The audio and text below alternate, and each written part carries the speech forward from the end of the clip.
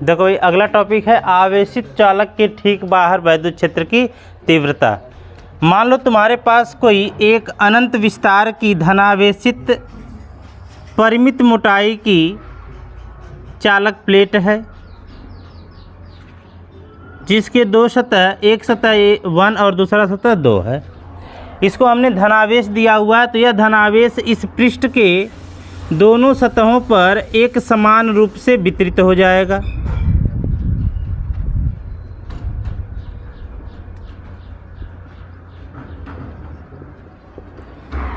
इस प्रकार से बाबू कोई समतल, ये समतल चादर ले लेंगे और समतल चादर को जब हम धनावेशित करेंगे तो इसके दो सतह होंगे चादर के, एक सतह ये होगा, एक सतह यह होगा, और ये जो आवेश होंगे दोनों सतहों पर एक समान रूप से फैले हुए होंगे। और इसके बाहर ये जो प्लेट है, ये जो प्लेट है, इस प्लेट के बाहर, ठीक बाहर हमें कोई पॉइंट ले लेना है। यहाँ पर हमने कोई पॉइंट ले लिया P, और यहाँ पर हमको क्या बताना है, वैद्युत क्षेत्र की तीव्रता कितनी होगी हमको बतलाना है। इस चादर का आवेश पृष्ठ घनत्व सिग्मा है, आवेश पृष्ठ घनत्व सिग्मा है। तो अब यहाँ पर जो वैद्युत क्षेत्र की तीव्रता उत्पन्न होगी वो पहले सतह पर उपस्थित आवेश के कारण उत्पन्न होगी और दूसरे सतह पर भी उपस्थित आवेश के कारण उत्पन्न होगी। इन दोनों सतहों के कारण बिंदु P पर तीव्रता उत्पन्न होगी। तो हम यहाँ से निकालेंगे पहले चादर फर्स्ट के कारण बिंदु P पर तीव्रता, चादर फर्स्ट के कारण बिंदु P पर तीव्रता। तो E1 बराबर हो जाएगा 2 सिग्मा अपान 2 एप्सिलॉन नॉट, ये हम निकाले थे वैद्युत क्षेत्र की तीव्रता। E1 बराबर सिग्मा अपान 2 एप्सिलॉन नॉट। इसी प्रकार से चादर 2 के कारण, चादर 2 के कारण बिंदु P पर तीव्रता,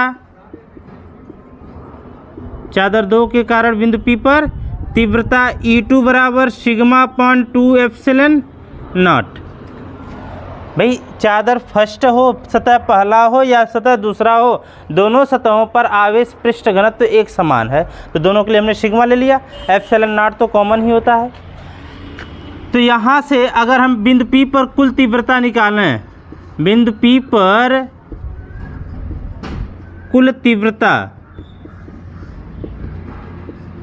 E बराबर E1 प्लस E2। एक बात बताओ भाई, यहाँ से जो E1 उत्पन्न होगा इसकी दिशा बताओ, इस तरफ होगी, धन आवेश से दूर। E2 है, यह भी धन आवेश है, तो इसके कारण जो यहाँ तीव्रता उत्पन्न होगी वह भी धन आवेश से दूर, उसकी भी दिशा किधर होगी, इधर होगी। E2 और E1 दोनों एक ही दिशा में है, और जब दोनों एक ही दिशा में है तो दोनों को क्या करेंगे हम लोग, जोड़ लेंगे। अगर विपरीत दिशा में होते तो घटा लेते, एक ही दिशा में तो हम जोड़ लेंगे तो क्या हो जाएगा, यहाँ से sigma upon 2 epsilon not plus sigma upon 2 epsilon not, इसको हम जोड़ेंगे यहाँ से तो हमको मिल जाएगा E बराबर 2 सिग्मा अपान 2 एप्सिलॉन नॉट, 2 से 2 कैंसिल हो जाएगा, E बराबर मिल जाएगा सिग्मा अपान एप्सिलॉन नॉट। तो इस परिमित मोटाई के चालक चादर के कारण बिंदु P पर उत्पन्न वैद्युत क्षेत्र की तीव्रता E बराबर सिग्मा अपान एप्सिलॉन नॉट होगा।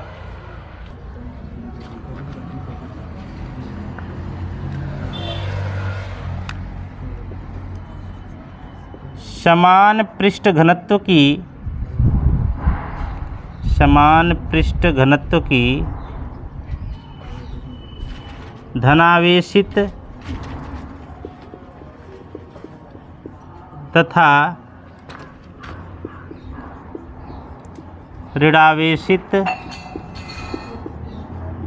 धनावेशित तथा ऋणावेशित समांतर अचालक, समांतर अचालक प्लेटों के बीच तथा बाहर, प्लेटों के बीच तथा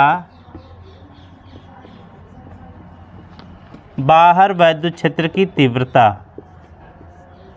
बीच तथा बाहर वैद्युत क्षेत्र की तीव्रता।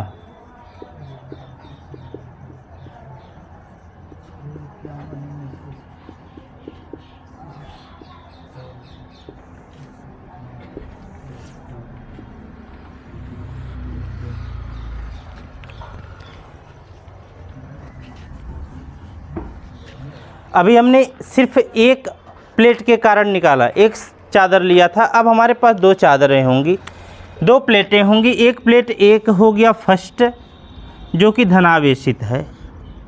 प्लेट फर्स्ट कैसा जी? धनावेशित है। और प्लेट दो जो है वो ऋणावेशित है।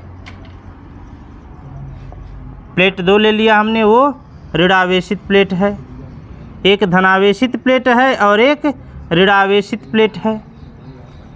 अब इन दोनों प्लेटों को हमने समांतर रख दिया, और दोनों प्लेटों को जब हमने समांतर रख दिया तो दोनों प्लेटों के बीच उत्पन्न वैद्युत क्षेत्र की तीव्रता कितनी होगी, और दोनों प्लेटों के बाहर यहाँ पर चाहे यहाँ पर उत्पन्न वैद्युत क्षेत्र की तीव्रता कितनी होगी, हमको बतलाना है। ठीक है, तो पहले तो हम ये देख लें, अगर ये धनावेशित प्लेट है तो इसके कारण, चादर फर्स्ट के कारण जो तीव्रता उत्पन्न होगी, प्लेट फर्स्ट के कारण उत्पन्न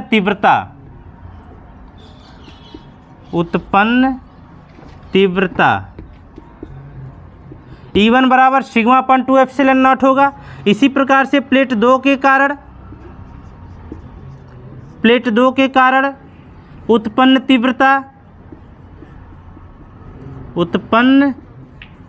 तीव्रता E2 बराबर सिग्मा अपन 2 एप्सिलॉन नॉट होगा। अब हम क्या करेंगे, दोनों प्लेटों के बीच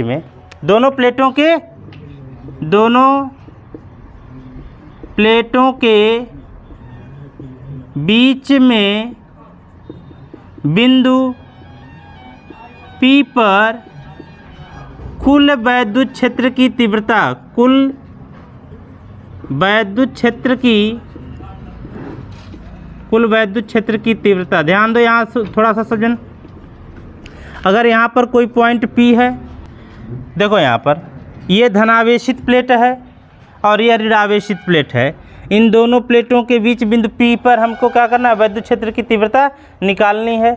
इसके कारण जो उत्पन्न वैद्युत क्षेत्र की तीव्रता होगी सिग्मा अपन 2 एप्सिलॉन नॉट होगी, और प्लेट दो के कारण जो उत्पन्न वैद्युत क्षेत्र की तीव्रता होगी सिग्मा अपन 2 एप्सिलॉन नॉट होगी। अगर हम इस पॉइंट पर बात करें तो इसके कारण, धन आवेश के कारण जो तीव्रता उत्पन्न होगी वो धन आवेश से दूर, E1 का मान इधर होगा कि नहीं होगा? होगा।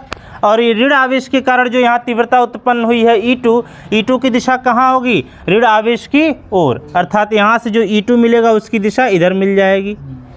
तो अगर हम बिंदु P पर, दोनों प्लेटों के बीच बिंदु P पर E का बात करेंगे तो क्या होगा जी? E1 plus E2। E1 का मान sigma upon 2 epsilon not plus sigma upon 2 epsilon not. अगर हम दोनों को जोड़ेंगे तो E बराबर मिल जाएगा आपको 2 सिग्मा अपन 2 एप्सिलॉन नॉट। 2 से 2 कैंसिल हो जाएगा तो E बराबर मिल जाएगा सिग्मा अपन 2 एप्सिलॉन नॉट। दोनों प्लेटों के बीच में जो वैद्युत क्षेत्र की तीव्रता होगी वो सिग्मा अपन एप्सिलॉन नॉट होगी। अब हम कहाँ बात करेंगे? दोनों प्लेटों के बाहर, यहाँ पर दोनों प्लेटों के बाहर मान लो कोई पॉइंट है P डैश, दोनों प्लेटों के बाहर कोई बिंदु है P डैश, तो धन आवेश के कारण जो तीव्रता उत्पन्न होगी वो तीव्रता इतना ही होगी, लेकिन दिशा किधर होगी? धन आवेश है तो धन आवेश से दूर की ओर, इधर होगी E1 का मान, E1 इधर होगा। और जो ऋण आवेश है, ऋण आवेश के कारण जो P डैश पर तीव्रता उत्पन्न होगी वह ऋण आवेश की ओर होगी, तो उसका दिशा किधर होगा जी? E2 का मान इधर होगा। तो बताओ दोनों जुड़ेंगे? जब दोनों एक दूसरे के विपरीत दिशा में तो घटेंगे यहाँ से। तो हम क्या करेंगे? यहाँ से दोनों प्लेटों के बाहर, दोनों प्लेटों के बाहर बिंदु P डैश पर वैद्युत क्षेत्र की तीव्रता, कुल वैद्युत क्षेत्र की तीव्रता, कुल वैद्युत क्षेत्र की तीव्रता